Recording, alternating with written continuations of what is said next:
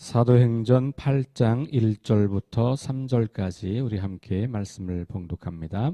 사울은 그가 죽임당함을 마땅히 여기더라. 그날에 예루살렘에 있는 교회에 큰 박해가 있어 사도 외에는 다 유대와 사마리아 모든 땅으로 흩어지니라. 경건한 사람들이 스데반을 장사하고 위하여 크게 울더라. 사울이 교회를 잔멸할세 각 집에 들어가 남녀를 끌어다가 옥에 넘기니라. 아멘. 스데반의 설교 이후에 스데반이 돌에 맞아 순교하는 장면을 우리가 어제 말씀을 통해서 함께 나누었고요. 그 뒷이야기가 이제 8장에서 시작이 됩니다. 1절은 사울이 그가 죽임당함을 마땅히 여기더라. 이렇게 스데반의 옷을 벗겨서 사울 앞에 두었다라는 표현이 58절에 나오거든요. 그러니까 이 현장에 사울이 있었던 것이고 사울의 역할을 좀 추측해 보면 아마 사울이 그 현장을 주도했던 그런 어떤 박해를 주도하게 했던 리더격으로 보이죠. 그리고 나서 또 오늘 3절 말씀에 보면 사울이 교회를 잔멸하다 이런 단어가 또 등장합니다.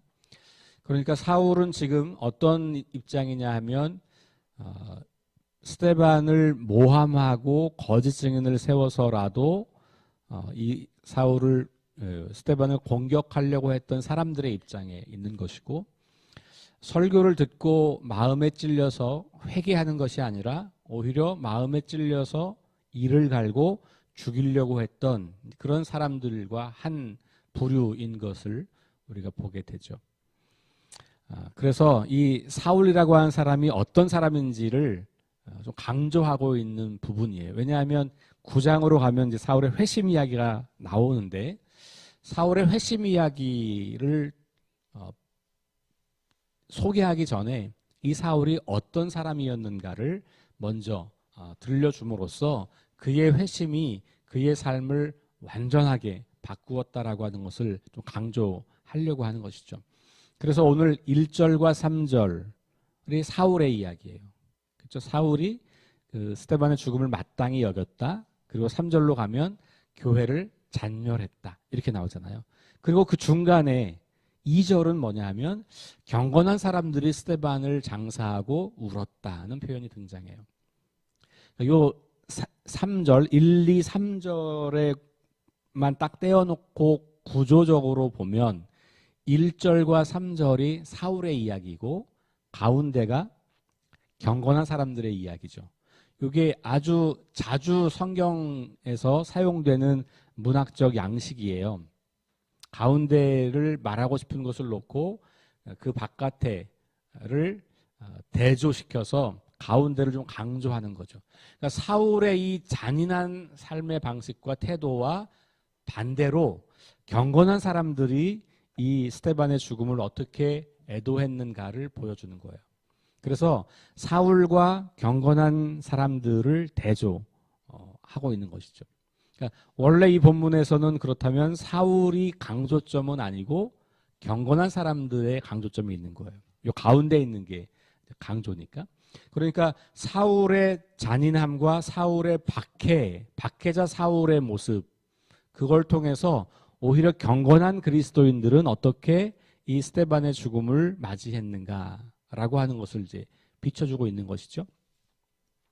성경을 읽다 보면, 특별히 이제 사도행전을 읽다 보면, 혹은 복음서를 읽다 보면 상반된 두 반응이 나와요. 상반된 두 반응. 그걸 여러분들이 관심 가지고 읽으시면 복음서와 사도행전을 훨씬 더 재미있게 읽을 수 있어요. 예수님의 말씀 혹은 사도들의 말씀 전함과 사역, 그것에 대한 반응, 이게 늘 두 부류가 있어요. 한 부류는 그 말씀을 듣고 화가 나서 그 말씀을 전하는 예수님이나 혹은 제자들을 공격하려는 사람들이 있고요. 한 부류의 사람들은 그 말씀 때문에 하나님 나라를 발견하고 인생의 새로운 삶을 시작하는 사람들이 있어요. 이 둘을 늘 대조시키면서 보여주고 있죠. 그러니까 오늘도 이 사울이 바로 그런 사람의 대표자이고 그 다음에 경건한 사람들이 또 한 부류의 대표자인 거예요.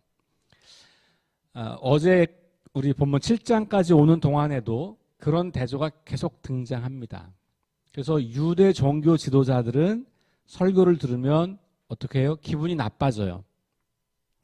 재미있는 것은 그들도 마음에 찔렸다는 표현을 해요. 54절 보면 그들이 이 말을 듣고 마음에 찔려. 여기 그들은 유대 종교 지도자들인데 그들이 스데반의 설교를 다 듣고 나서 마음에 찔림이 있었어요. 근데 여러분 베드로의 설교를 들었을 때 우리 앞에 그 오순절 성령 강림 사건이 있고 나서 그 다음에 이제 2장에서 베드로의 오순절 설교가 있잖아요. 그 설교를 듣고 난 다음에 사람들의 반응을 말할 때도 2장 37절인데요. 그들이 이 말을 듣고 마음에 찔려. 여기 그들은 이제 이 오순절 설교를 들었던 사람들이 특별히 성령 강림 사건을 경험하고 각지로부터 온 헬라파 유대인들인 거죠. 이들은 마음에 찔려서 뭘 했냐 하면 베드로에게 질문해요. 그럼 우리가 어떻게 해야 됩니까? 그런데 오늘 어제 우리 본문에서 나왔던 스데반의 설교를 듣고 마음이 찔렸던 유대 종교 지도자들은 이를 갈아요. 굉장히 상반된 반응이잖아요. 그렇죠? 설교를 들었어요. 어떤 사람들은 마음의 찔림을 받고 그럼 우리가 어떻게 해야 될까? 자신을 돌아보는 사람들이 있는가 하면 설교를 듣고 나를 공격하네? 우리를 공격하네? 우리가 오랫동안 쌓아왔던 전통과 우리의 신앙을 잘못된 거라고 말하네? 그러면서 화가 나는 사람들이 있는 거예요. 그래서 이렇게 상반된 반응을 보이는 종류의 사람들을 가만히 들여다보면 성경은 왜 그러면 굳이 이렇게 상반된 반응을 계속해서 보여주고 있는가? 예수님 이야기도 똑같거든요. 예수님 이야기도 들으면 바리새인과 서기관과 사두개인과 제사장들은 계속해서 예수님을 죽일 생각을 하는 거예요. 그런데 많은 청중들은 예수님의 말씀을 듣고 자신의 삶을 돌아보면서 그럼 우리가 어떻게 해야 될까? 예수님 말씀하시는 저 하나님 나라를 우리가 받아들여야 되는 거 아닐까? 뭐 이런 질문을 갖게 되고 찾아오게 되는 거예요. 바울의 이야기도 똑같습니다. 이제 우리 13장 이후로 바울의 선교 여행을 볼 텐데 바울의 이야기에서도 계속해서 두 종류의 사람들이 반복돼서 나와요. 바울을 죽이려고 막 심지어 그 암살단까지 조직해가지고 40명의 암살단을 만들어서 막 쫓아다니면서 바울을 죽이려고 한 사람들이 생기는가 하면 한편으로는 바울을 통해서 하나님 나라를 발견하고 인생의 방향을 전환하는 사람들이 생겨요. 오늘 본문도 스데반의 죽음을 마주하는 두 종류의 반응을 보여주고 있는 거예요. 그러면서 한쪽 사람들은 그 죽음을 마땅히 여기고 그리고 더 강력하게 다른 사람들도 잡아서 죽이려고 하는 일을 추진하고 있는 거예요. 그 사울의 이야기죠. 그게 1절과 3절이에요. 그런데 한쪽의 사람들은 그 스데반의 죽음을 슬퍼하면서 그의 시신을 잘 수습하고 장례를 치러주는 장면이 등장하는 거죠. 생명을 어떻게 대하느냐가 나와 있잖아요. 한쪽은 생명이 중요하지 않아요. 뭐가 중요해요? 자기들의 교리가 중요해요. 그래서 자기들의 교리를 지키기 위해서는 사람을 죽여도 아무런 죄책감이 없는 거예요. 그리고 그런 사람의 죽음을 보면서 잘된 일이다. 마땅한 일이다. 당연하지. 저런 인간은 죽어야지. 그렇다면 그들이 믿는 하나님은 어떤 분일까가 궁금해지는 거예요. 사람을 죽여도 되고 죽는 모습을 보고 마땅하다고 여기는 그 사람들이 믿는 하나님은 어떤 분일까? 반대로 한 사람의 죽음을 애도하고 슬퍼하면서 그 죽음을 맞이하면서 그 사람을 마지막 시신이지만 그를 잘 도와서 그 시신을 잘 수습하며 함께 애통해하고 슬퍼하고 울어주는 사람, 그리고 그들이 믿는 하나님은 그러면 어떤 분일까? 사실 하나님이 다르진 않아요. 그죠? 여기 이 시대의 사람들이 믿는 하나님은 같은 분인데 하나님을 다르게 이해하고 해석하는 거예요. 그래서 교리를 지키려고 사람의 생명을 무시하는 것, 그런 행동을 볼 때 사람들은 그들이 믿는 하나님은 저렇게 잔인한 하나님이겠네?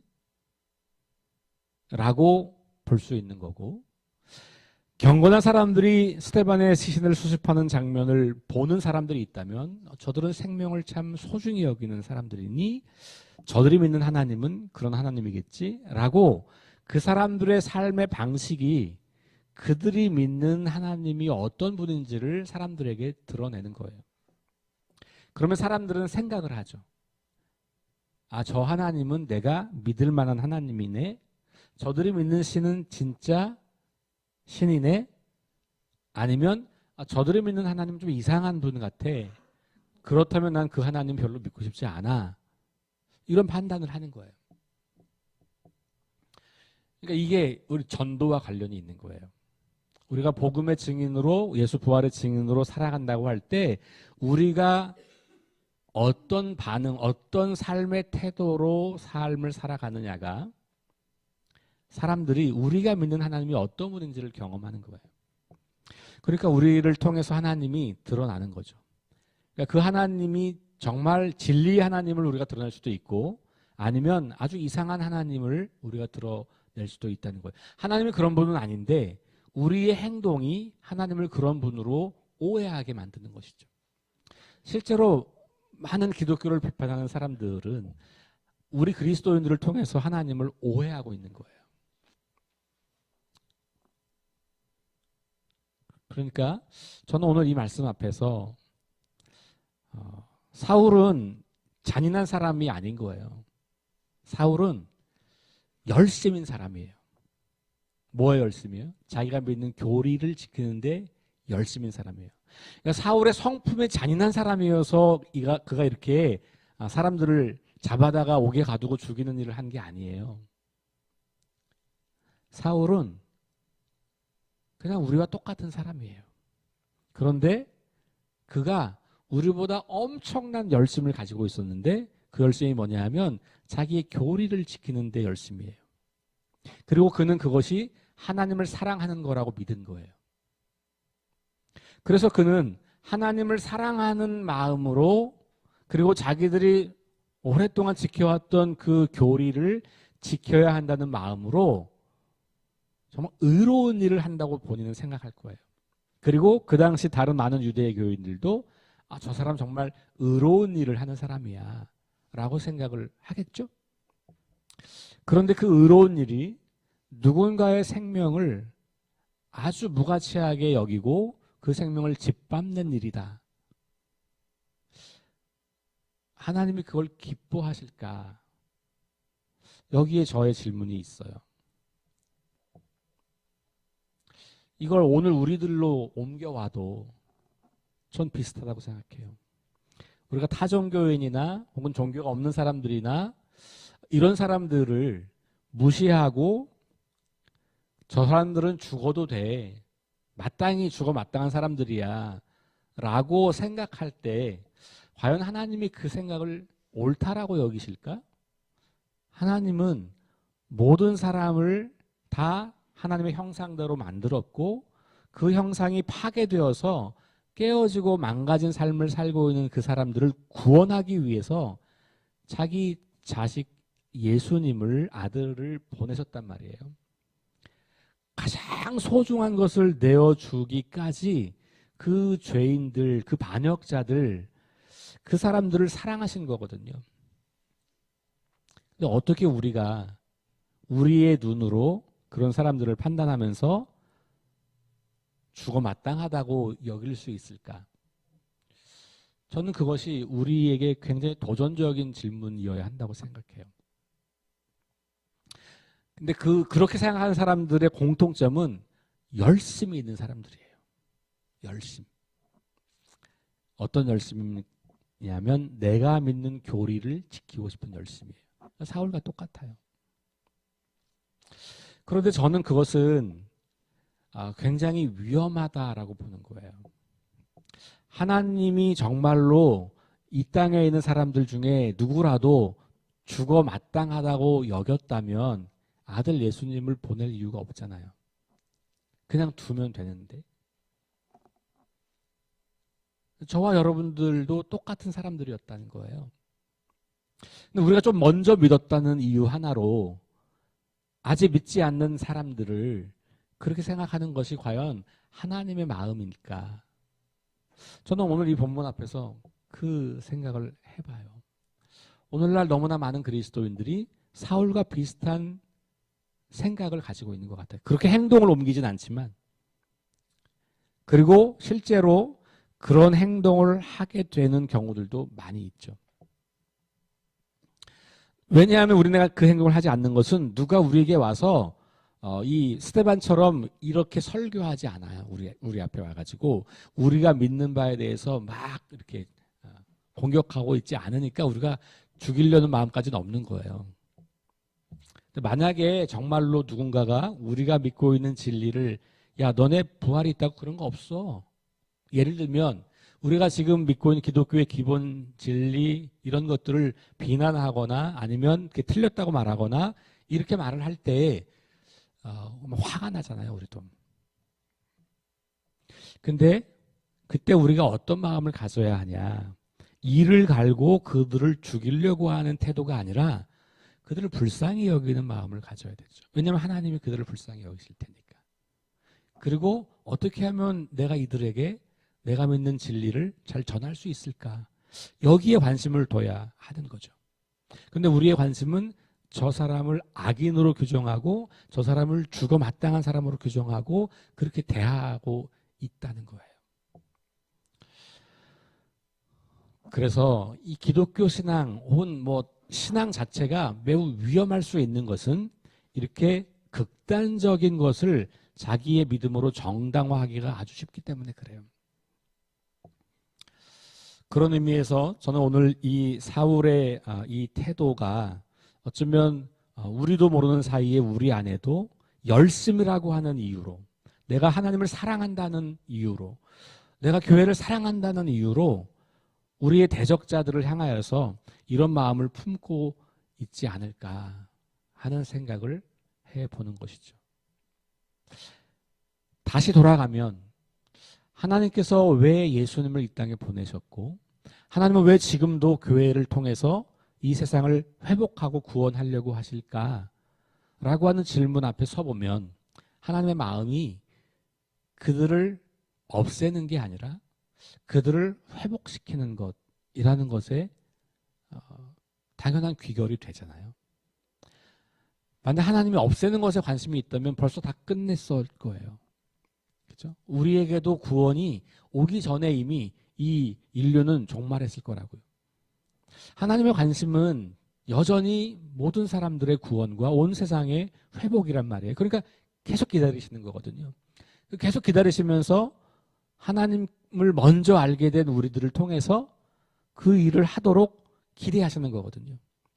그래서 교회가 있는 거예요. 그리고 그리스도인들이 부활의 증인으로 살아가는 거죠.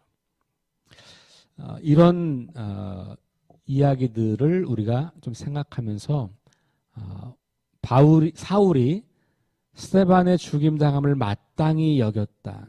더 나아가서 사울이 교회를 잔멸했다.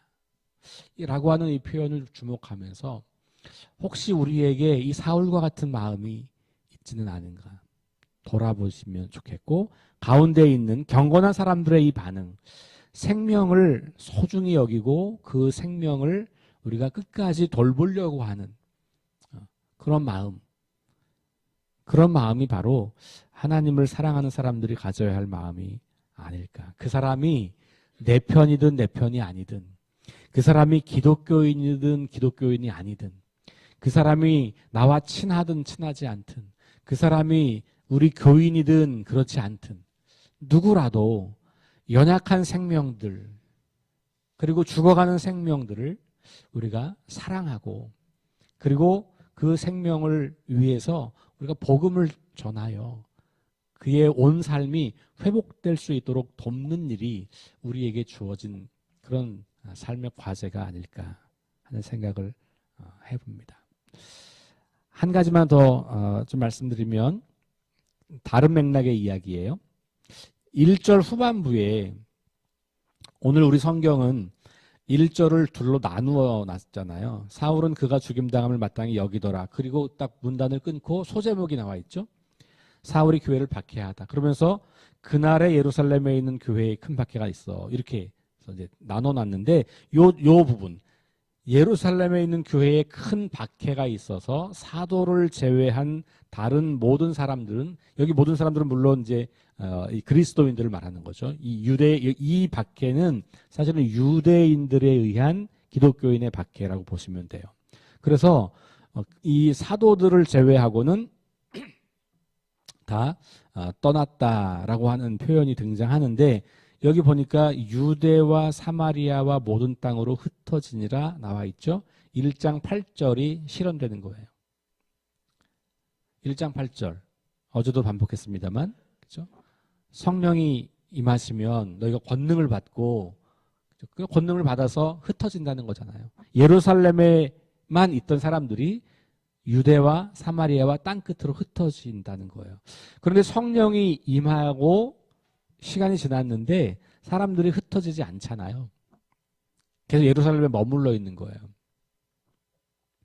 물론 2장의 성령 강림 사건은 예루살렘에 있었던 사건이지만 각지에서 온 사람들이 있었기 때문에, 추측해보면 그 사람들이 자기네 고향으로 돌아가서 그 성령 강림 사건을 통해서 경험한 하나님의 역사와 부활에 대한 놀라운 이야기들을 전하기 시작했을 거라고 생각할 수 있겠어요. 그런데 예루살렘에 있던 사도들, 그리고 예루살렘에 있던 제자들은 여전히 떠나지 않고 이제 있는 것이죠. 근데 이 누가는 사도행전을 기록하면서 이 스데반의 순교와 이어지는 박해의 사건을 사도행전 1장 8절, 다시 말하면 복음이 온 세상으로 흩어져 나가는 것의 출발점으로 우리에게 소개하고 있는 거예요. 어쩔 수 없는 상황이 되었고, 그래서 쫓겨났는데 그 쫓겨난 게 비극이 아니라는 거예요. 그게 이상한 일이 아니라는 것이죠. 오히려 하나님께서 계획하고 있는 복음의 확장이 이 사건을 통해서 이루어져 가고 있다라고 하는 것을 우리에게 보여주고 있는 것이죠. 그래서 박해가 있었지만 이 박해가 오히려 복음이 온 세상으로 확장되는 통로로 사용되고 있었다. 왜냐하면 그것을 보면 4절을 보면 알 수 있어요. 4절. 내일 볼 말씀이지만 4절 어떻게 시작합니까? 그 흩어진 사람들이 두루 다니며 복음의 말씀을 전할세. 그러니까 이게 1절에 있는 흩어지니라와 연결되는 거죠. 여러분 같으면 박해를 받아서 서울을 떠나야 돼요. 부산 가서 살아야 돼. 아니면 저 전라도 어디 가서 살아야 돼. 아니면 저 강원도 산골짜기 가서 살아야 돼. 뭐 하시겠어요? 일단 정착해야 되고, 그죠? 그 다음에 서울을 그리워하며 막 억울해하며 원통해하며 분을 삼키며, 일반적으로 그럴 수 있잖아요. 그리고 어떻게 살아야 할지가 막막하잖아요. 그런데 뭘 했다고요? 복음을 전했다고. 이 사람들은 이해한 거예요. 이렇게 흩어지게 된 이유가 뭐냐. 성령 강림 사건을 통해서 우리가 경험한 것들을 이 땅에 전하도록 우리가 원한 박해는 아니었지만 이 박해를 놓고 그들이 신앙적으로 생각해 본 거예요. 이 박해를 해석한 거죠. 이 박해는 내가 원해서 온 것도 아니고 좋은 것도 아니지만 결국은 하나님께서 하시려고 하는 그 일들을 이 일을 통해서 이루어 가도록 하시는 게 아닐까? 그러면서 그렇다면 내가 거기에 반응해야지. 그리고 박해에 대해서 혹은 이 불편한 상황에 대해서 원망하고 불평하고 그것 때문에 막 삶을 부정적으로 만드는 게 아니고 오히려 그걸 통해서 자신들이 해야 할 일을 깨닫고 거기에 반응하는 거예요. 그러니까 흩어진 사람들이 두루 다니며 복음의 말씀을 전하는 일을 힘썼다는 거예요. 사실 저는 이 4절 말씀이 굉장히 놀라운 말씀이라고 생각해요. 그랬기 때문에 복음이 우리에게까지 온 것이죠. 그들이 흩어져서 그냥 더 이상 이렇게 되다간 죽겠네, 또 박해받겠네, 안 되겠어, 숨어 지내야지, 신앙 이런 거 그냥 숨어서 나 혼자만 간직해야지 이랬다면 그럼 오늘 우리의 존재는 없을 수도 있는 거죠. 그런데 그런 박해 속에서 하나님의 뜻을 발견하고 하나님의 계획을 보고 하나님의 꿈을 보고 그리고 그것을 나의 꿈으로 전환해서 그 인생을 살았던 거예요. 성령 충만한 사람들의 반응이 이런 것이죠. 죽음에 대한 혹은 이 생명에 대한 이런 것 그리고 또 하나가 복음에 대한 이 반응 이 두 가지를 좀 잘 우리 오늘 생각하시면서 나는 사람들을 어떻게 대하고 있는가 그리고 나는 내게 다가오는 어려움들과 인생의 위기들을 어떻게 하나님의 뜻을 발견하는 기회로 삼고 어떻게 그런 순간에도 하나님의 꿈을 내 삶 속에서 이루어 갈 것인가 거기에 내가 어떻게 반응하고 있는가를 한번 좀 점검하시면서 오늘 하루도 주님과 동행할 수 있기를 주의 이름으로 축원합니다. 기도하겠습니다. 하나님 감사합니다. 오늘 주신 짧은 말씀을 통하여서 많은 것들을 생각해 봅니다.